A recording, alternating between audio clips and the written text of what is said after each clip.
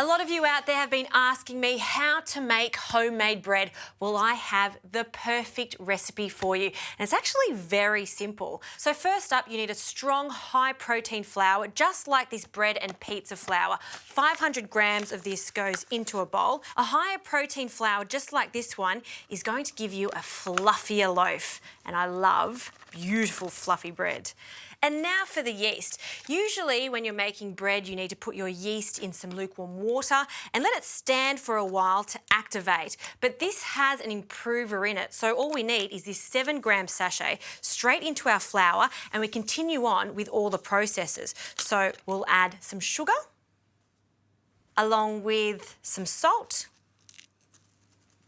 Mix that in and just make a well in the centre, and we can start incorporating our lukewarm water. You do still need lukewarm water when you're making your bread to activate that yeast and that bread improver. So here you can either use your hands or grab a wooden spoon and little by little add that water until a sticky dough forms. Then I'm going to place this onto my wooden board and give it a really good knead for about 10 minutes. You also get a workout, so it's a win-win.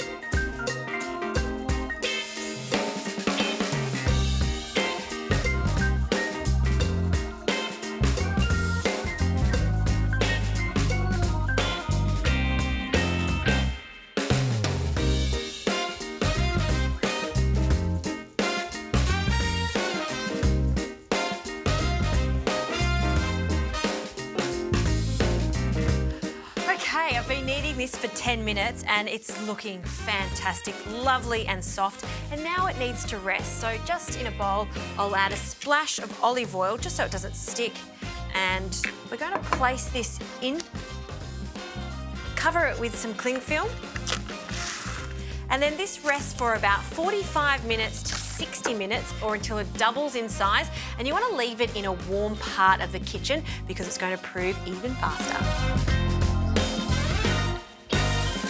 And have a look at that. You can see that it's doubled in size.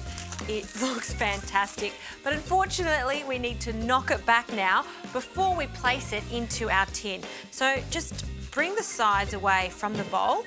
I'll add a little extra flour onto my board, and we'll just tip this out. Oh, look at that.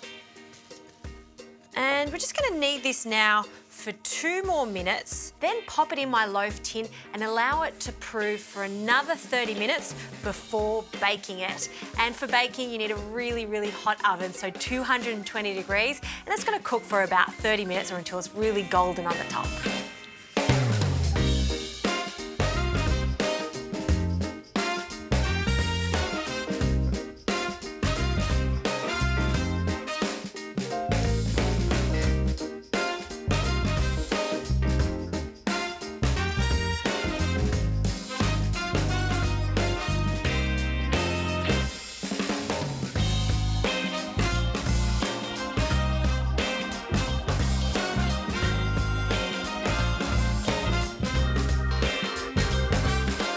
Nothing compares to when bread comes out of the oven and the smell is just sensational.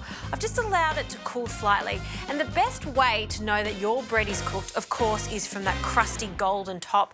But also, if you turn it around, give it a tap, and if it sounds hollow, you know that your bread is completely cooked through. And now for a taste. I'm going to cut a few slices.